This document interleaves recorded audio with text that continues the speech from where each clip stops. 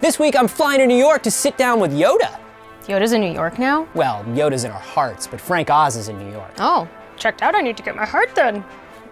Frank? I'm so good at it. This is the Star Wars Show from the Lucasfilm headquarters in San Francisco. Here's your hosts, Andy and Anthony. Hey there, welcome to the show. It's a weekly show about a never-ending war in the stars and those who are stuck in the middle of it. One day we'll have Star Peace. Yeah, and on that day, we will be out of work.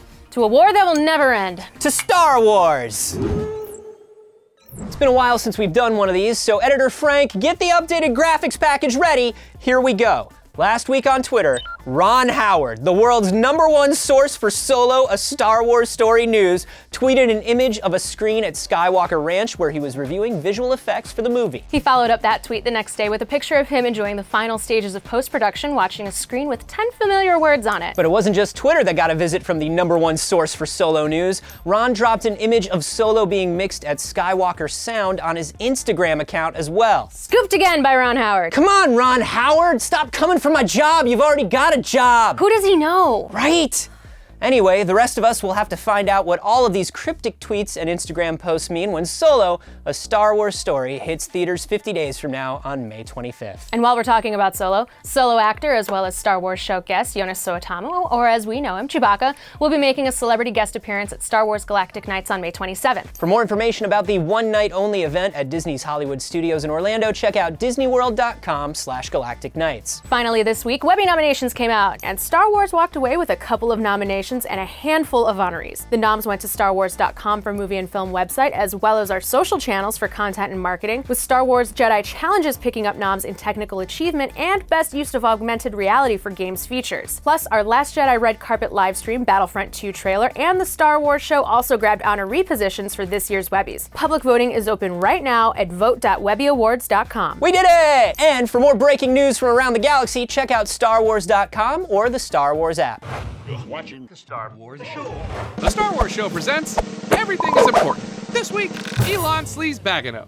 Limited to 13 seconds of screen time, Elan Sleaze-Bagano was the Outlander Club frequenting underground businessman and Bolasar of Coruscant who approached Obi-Wan Kenobi to sell him some death sticks. Wanna buy some death sticks? However, thanks to Sleaze-Bagano's weak character, Kenobi was able to use the Force to get him to go home and rethink his life, ending the conversation quickly, which kept Kenobi alert enough to react to the changeling Zam Wessel, who was about to blast him in the back. So if it wasn't for Sleaze-Bagano leaving his drink, Obi-Wan might have sat next to a more distracting club patron, like this guy, or this girl, or Anthony Daniels. And with a distracted Jedi, the bounty hunter could have killed Obi-Wan, left Anakin without a master, leaving the Republic in the dark about that whole clone thing. So without Sleaze-Bagano, we wouldn't have taken a trip to Dex's Diner, witnessed the epic rumble in the rain, broke Padme's heart with the news of Anakin's rampage, sending Obi-Wan to Mustafar to break up their friendship, and slice Anakin apart, giving birth to Darth Vader. Thanks, Sleaze-Bagano. I'm so excited to be sitting down with Frank Oz. Most of our viewers will know you the best as Yoda, but so many classic characters. Fozzie Bear, Miss Piggy, Sam the Eagle, my personal favorite.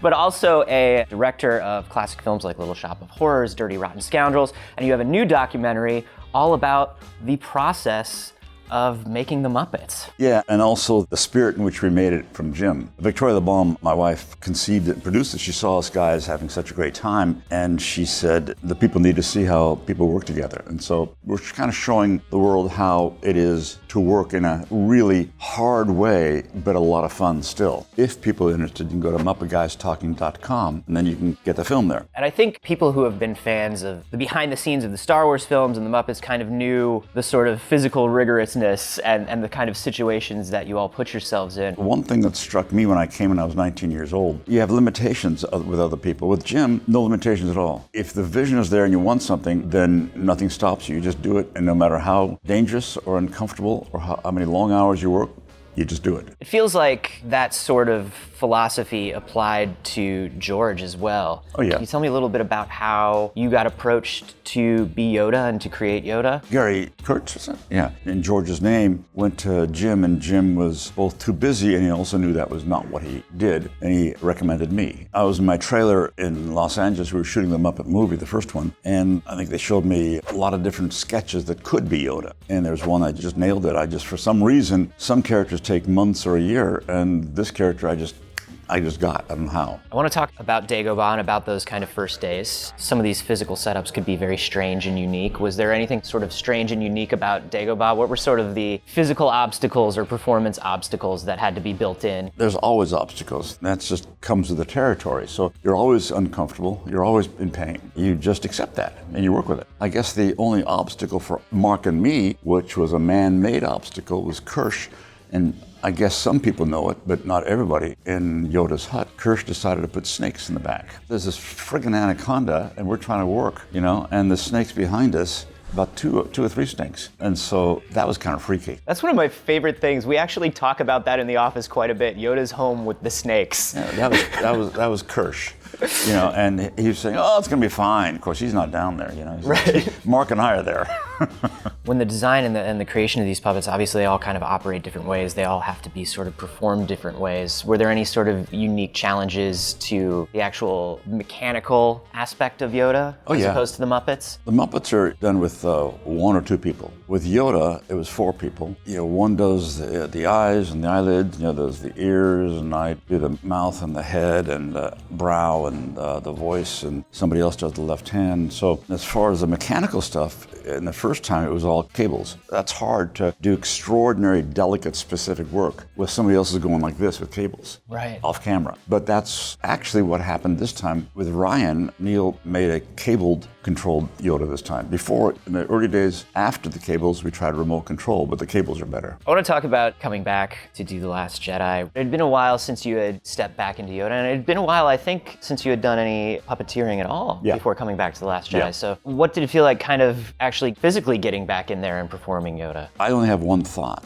and that is making him come alive. So that question, how did it feel? I just bypassed that. I don't even know. I just go ahead and make him alive. So I don't really think about how it felt. I mean, try to answer your question, it just felt like the first time I did it. It was a challenge. It always is, but I love it. It's amazing that it can still be fresh after all this time. I guess it has to be to keep doing it well. If it's not, I'm not doing my job. A lot of great stuff in Muppet Guys talking about which part of yourself is in this character. Yeah. What part of sort of your personality did you bring to Yoda, or did you want to bring to Yoda? What came up inside me was a profundity about him that we often don't have an opportunity to express, and so he gives me that opportunity. And there's a tremendous gravitas and sense of responsibility for being the oldest Jedi. So those things, in a performer who's used to comedy, those things are a wonderful thing to explore and do. It just also lets me as a human being see different facets of myself, and one doesn't plan it. You just rehearse and things come out organically. That's amazing. The movie is absolutely wonderful. Thank Muppet you. Guys talking. Thank you. Absolutely go pick it up. Yeah. Frank Oz, thank you so much for My sitting pleasure. down with us. Thank This you was so much. absolutely wonderful. And your cameramen are absolutely attractive, stunning people. They are, aren't they? Is that a criteria that the cameramen have to be as